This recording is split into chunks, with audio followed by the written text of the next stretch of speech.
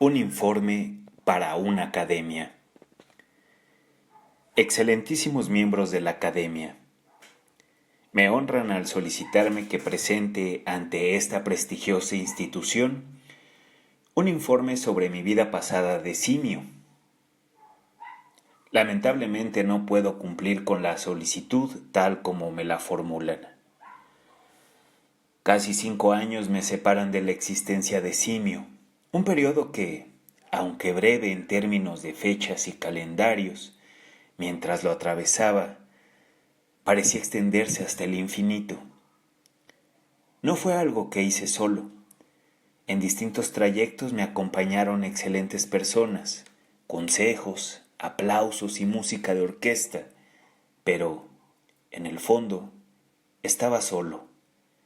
Y es que cualquier compañía se mantenía, para ser fiel al contexto, muy por detrás de la barrera que separa el escenario. Esta hazaña no habría sido posible si hubiera insistido con obstinación en aferrarme a mis orígenes, a los recuerdos de la juventud. El abandono total de toda obstinación fue el mandato supremo que me impuse. Yo, un mono libre, me sometí a esa carga. Sin embargo, al hacerlo, se me negó el acceso cada vez más. Al principio, si los humanos lo hubieran querido, regresar hubiera sido como atravesar esa puerta que es el cielo sobre la tierra, pero, en la medida en que mi desarrollo avanzaba, esa puerta se volvía cada vez más pequeña y estrecha. Me sentía cómodo y encerrado en el mundo humano. El viento que soplaba desde mi pasado se calmaba. Hoy es solo una brisa que enfría mis talones, y ese agujero a la distancia, por donde viene y por donde una vez entré, se ha vuelto tan pequeño que, si tuviera la fuerza y la voluntad para precipitarme hacia él, tendría que arrancarme la piel para poder atravesarlo. Para ser sincero, y aunque me gusta usar metáforas para estas cosas, su pasado como simios, señores míos, en la medida que tengan algo similar detrás de ustedes, no puede estar más lejos que el mío. Pero a todos nos pica el talón cuando caminamos sobre la tierra, tanto al pequeño chimpancé como al gran Aquiles. Tal vez pueda responder a su solicitud en un sentido más restringido y créanme, lo hago incluso con gran satisfacción. Lo primero que aprendí fue a dar la mano. El apretón de manos denota apertura. Quizás hoy, en la cima de mi carrera, a ese primer apretón de manos también agregué algunas palabras francas y afectuosas. Quizá lo que diga a continuación no le aporte nada sustancialmente nuevo a la academia y esté muy por debajo de sus expectativas y de lo que, a pesar de mi voluntad, simplemente no puedo aportar. Sin embargo, reproducen el contexto en el cual un eximio irrumpió en el mundo humano y se estableció allí. Sin embargo, nunca pensaría siquiera en decir algo tan insignificante, si no estuviera seguro de mí mismo y si la posición que ostento en todos los grandes escenarios de variedades del mundo civilizado no estuviera establecida con inquebrantable solidez. Soy originario de la Costa de Oro. Los pormenores de mi captura solo los conozco por informes de terceros. Una expedición de caza de la empresa Hagenbeck. Por cierto, desde entonces, el guía y yo hemos compartido más de una botella de un buen tinto, esperaba oculta entre la maleza costera, cuando al anochecer, en medio de una manada, me dirigía a un manantial. Dispararon. Fui el único al que le dieron. Recibí 2 disparos. Uno en la mejilla. La herida no fue grave, pero dejó una gran cicatriz roja y pelada, y esta dio origen al desagradable, completamente inadecuado nombre de Peter el Rojo, Rod Peter, un nombre prácticamente inventado por un mono, como si una mancha roja en la mejilla fuera lo único que me distinguía del entonces recientemente fallecido y casi desconocido Simio amaestrado Peter. Todo esto entre paréntesis. El segundo disparo me dio debajo de la cadera. Fue grave. Es responsable de que todavía hoy renguee un poco. No hace mucho, leí en uno de esos textos en los que uno de los tantos perros de caza de la prensa sostiene que aún no he reprimido del todo mi naturaleza cínica. Prueba de ello sería que, cuando recibo visitas, prefiero quitarme los pantalones para mostrar la herida que me dejó ese disparo.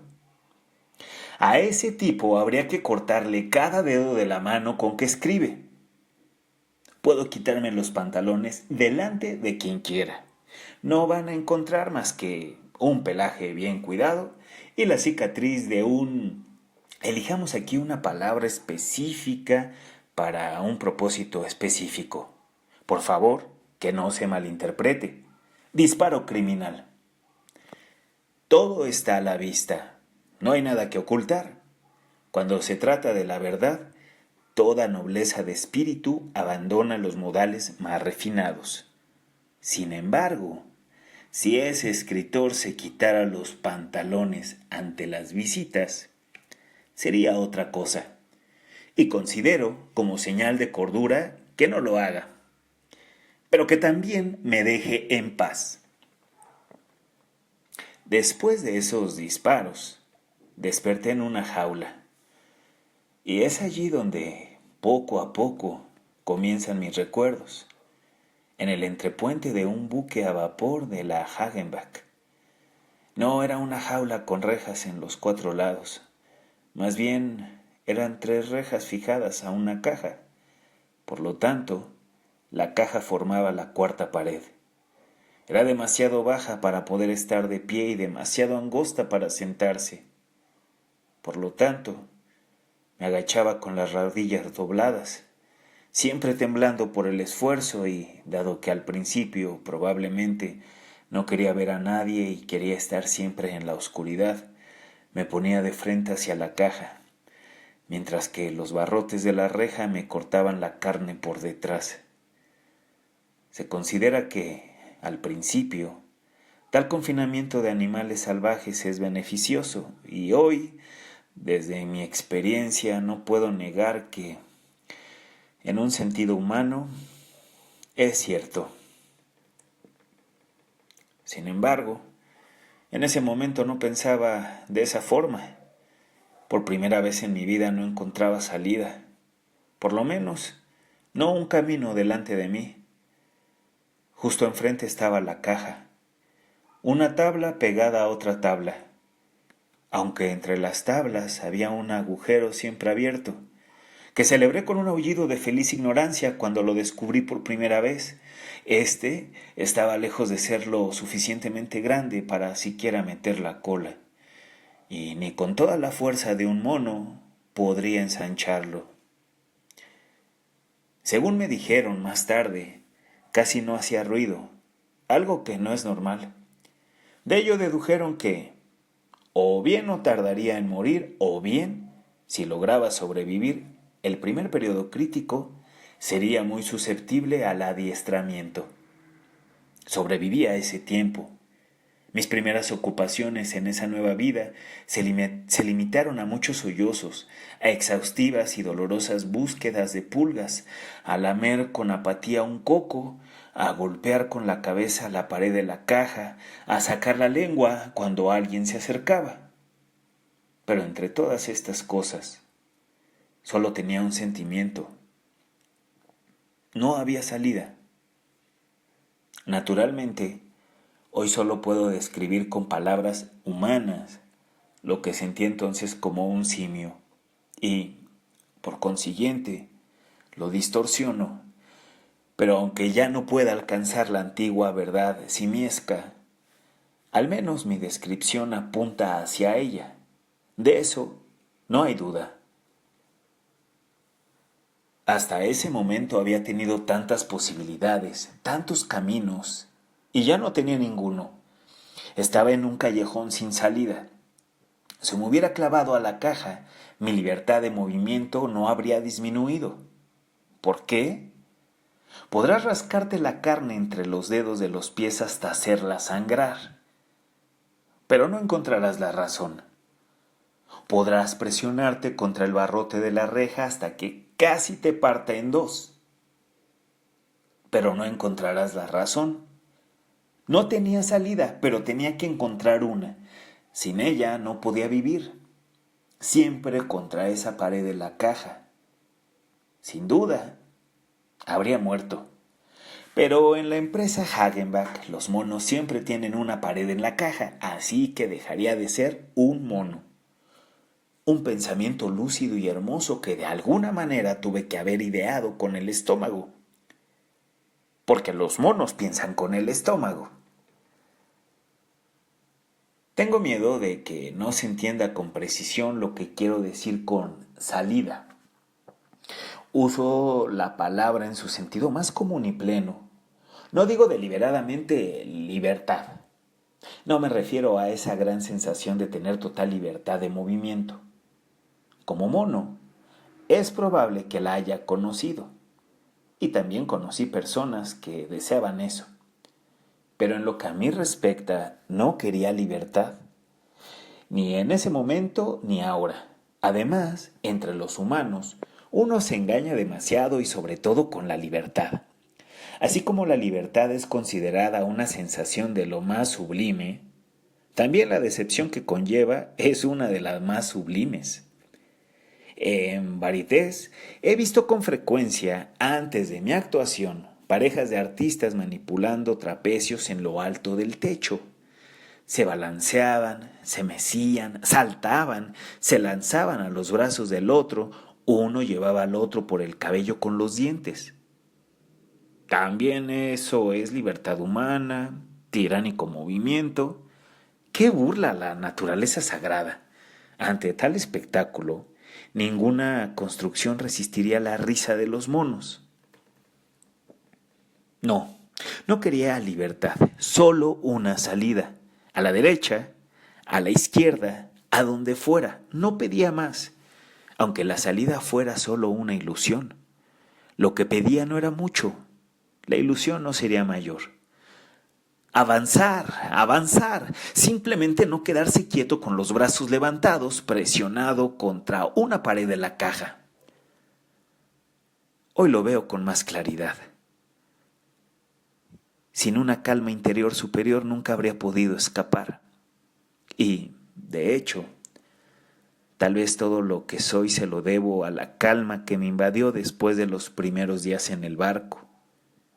Y, a su vez, la calma se la debo a la tripulación del barco. Son buenas personas a pesar de todo. Todavía hoy recuerdo con afecto el sonido de sus pasos fuertes resonando mientras dormitaba. Tenía la costumbre de hacer todo con extrema lentitud. Si alguno quería frotarse los ojos, levantaba la mano como si fuera un peso muerto. Sus bromas eran toscas pero sinceras. Sus risas siempre estaban mezcladas con una tos que sonaba peligrosa pero que no significaba nada. Siempre tenían algo en la boca para escupir y no les importaba dónde lo hacían. Siempre se quejaban de que iba a pasarle mis pulgas, pero nunca se enojaban de verdad por eso. Sabían que en mi pelaje pululaban las pulgas y que las pulgas son saltarinas.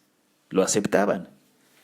Cuando estaban fuera de servicio, a veces, algunos se sentaban en semicírculo a mi alrededor, hablaban poco, solo murmuraban entre ellos. Fumaban sus pipas, relajados sobre cajas. Tan pronto como yo hacía el más mínimo movimiento, se golpeaban las rodillas y de vez en cuando uno tomaba un palo y me hacía cosquillas donde me gustaba. Si hoy me invitaran a hacer un viaje en ese barco, seguramente rechazaría la invitación. Pero también sé que no solo serían malos recuerdos los que obtendría de la cubierta inferior. La calma que adquirí junto a esas personas me contuvo de intentar cualquier fuga. Desde un punto de vista actual creo que, al menos, pude intuir que debía encontrar una salida si quería vivir. pero que no la alcanzaría escapando. No sé si era posible escapar. Supongo que sí. Para un mono escapar debería ser siempre posible. Con los dientes que tengo ahora tengo que ser cuidadoso, incluso cuando rompo nueces comunes. Pero en aquel entonces debería haber podido, con el tiempo, romper el cerrojo de la puerta. No lo hice. ¿Qué habría ganado con eso? Me habrían vuelto a capturar apenas asomara la cabeza y me habrían encerrado en una jaula aún peor. O podría haber huido sin ser visto y esconderme entre otros animales, como las serpientes gigantes que estaban frente a mí. Habría muerto en su abrazo. O incluso podría haber logrado escabullirme hasta la cubierta y saltar por la borda, flotando por un tiempo en el océano para terminar ahogándome. Actos de desesperación. No calculaba de manera humana, pero bajo la influencia de mi entorno me comportaba como si lo hiciera. Yo no calculaba, pero sí observaba con toda calma. Veía a estas personas ir y venir, siempre las mismas caras, los mismos movimientos. A menudo me parecía que eran solo uno. Este hombre o estos hombres andaban sin ser molestados. Un elevado objetivo comenzó a vislumbrarse en mí. Nadie me prometió levantar la reja si me volvía como uno de ellos. No se hacen promesas para resultados aparentemente imposibles, pero cuando se cumplen, las promesas aparecen de manera retroactiva y precisamente donde antes se las buscó en vano. Ahora bien, en esas personas no había nada que me atrajera mucho. Si hubiera sido un adepto de la mencionada libertad, seguramente habría preferido el océano al camino que se me presentaba en la turbia mirada de esas personas. De todos modos, ya las observaba mucho antes de pensar en tales cosas, y las observaciones acumuladas me empujaron en esa dirección. Fue muy fácil imitar a las personas. Pude escupir desde el primer día. Nos escupíamos mutuamente. La única diferencia era que yo después me lamía la cara. Ellos no. Pronto fumé la pipa como un veterano. Si además metí el pulgar en la cabeza de la pipa, todos estallaban de alegría. Solo que durante mucho tiempo no entendí la diferencia entre una pipa vacía y una llena. La mayor dificultad la tuve con la botella de aguardiente. El olor me torturaba. Luchaba por obligarme, pero pasaron semanas antes de que pudiera vencerme. Curiosamente, las personas tomaban estos combates internos más en serio que cualquier otra cosa sobre mí. No distingo a las personas en mi recuerdo, pero había uno que siempre volvía, solo o con compañeros. De día, de noche, a cualquier hora, se plantaba frente a mí con la botella y me daba lecciones. No me entendía. Quería resolver el enigma de mi ser. Descorchaba lentamente la botella y luego me miraba para ver si había entendido. Confieso que siempre lo observaba con una salvaje y precipitada atención. Ningún maestro humano encontrará un alumno humano así en todo el mundo. Después de que la botella estaba descorchada, la levantaba hacia su boca mientras echaba la cabeza hacia atrás. Yo seguía todo desde la botella hasta su garganta. Él asentía, satisfecho conmigo, y se llevaba la botella a los labios. Yo, encantado con la gradual comprensión, me gritaba y me rascaba por todos lados. Él se alegraba, se llevaba la botella a la boca y tomaba un trago. Yo, impaciente y desesperado por imitarlo, me orinaba y defecaba en mi jaula, lo que a su vez le causaba gran satisfacción, y luego, alejando la botella y luego, llevándola de golpe, la bebía, exageradamente didáctico, de un solo trago. Yo, exhausto por una necesidad demasiado grande, no podía prestar más atención y colgaba de la reja, mientras él Terminaba la lección teórica frotándose el vientre con una sonrisa. Era el momento de comenzar con la práctica. ¿Acaso no estaba ya exhausto de la teoría? Sí, demasiado exhausto. Eso es parte de mi destino. A pesar de ello, agarré lo mejor que pude la botella que me ofrecían.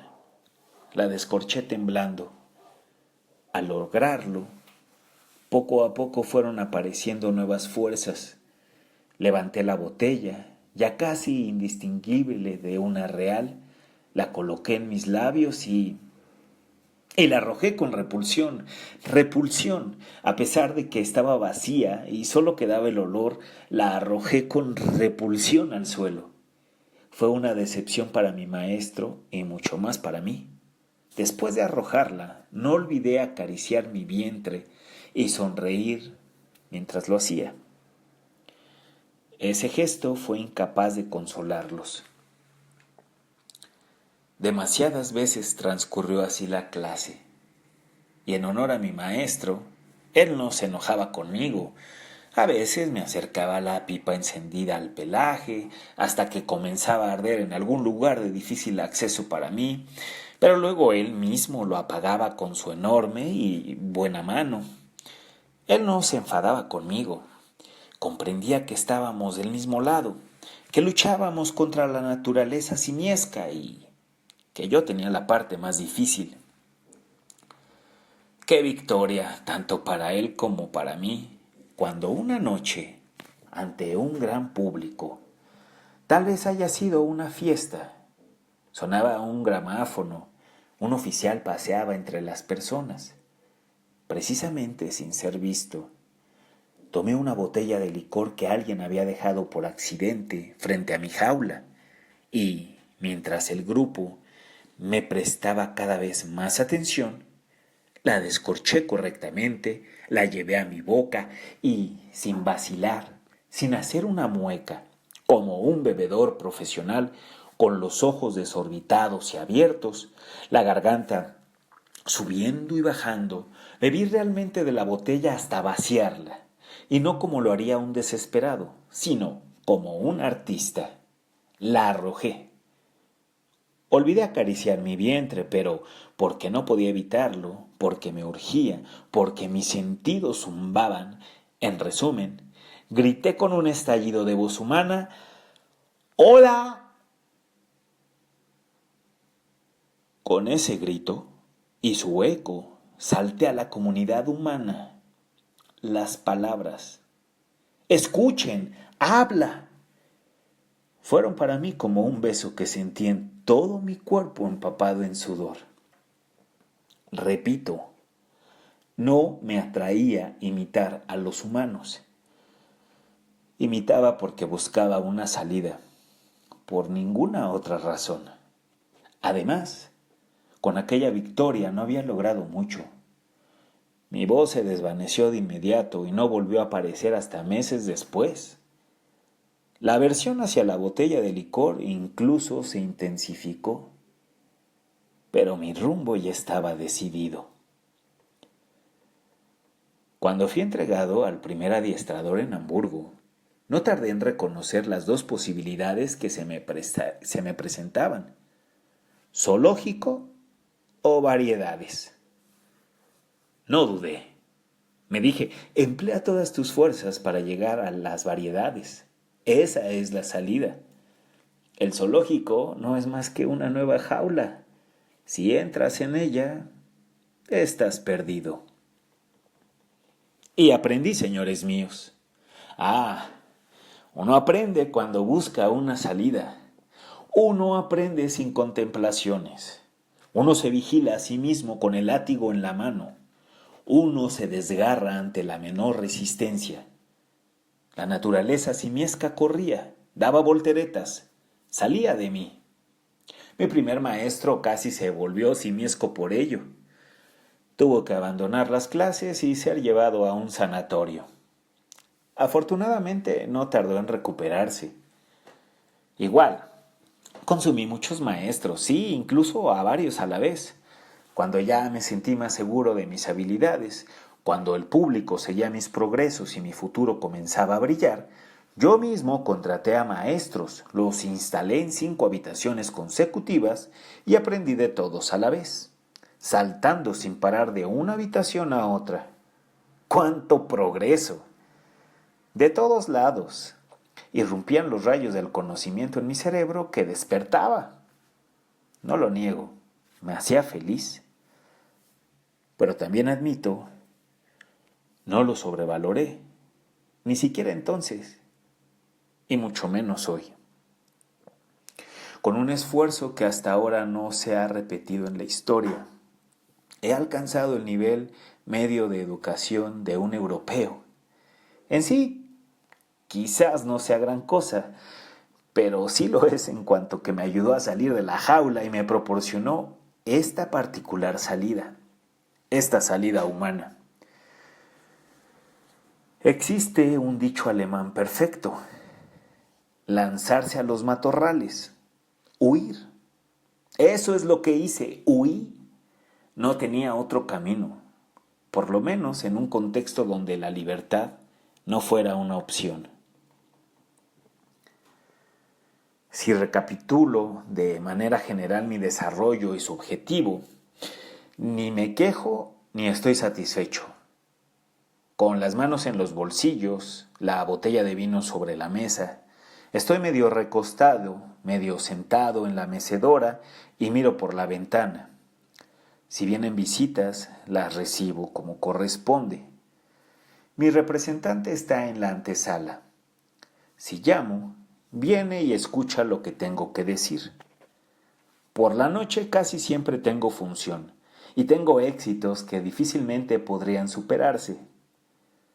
Cuando vuelvo tarde de banquetes, de reuniones en sociedades científicas, de reuniones de amigos, me espera una pequeña chimpancé medio adiestrada y me permito, a la manera de los simios, estar bien con ella.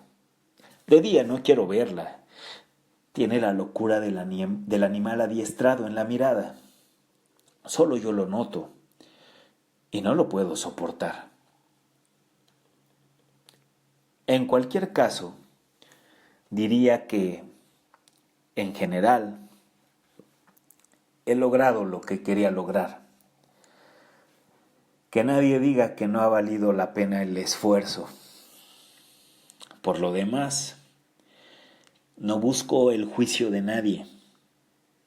Solo quiero difundir conocimiento. Solo informo. También a ustedes, distinguidos señores de la academia. Solo les he informado.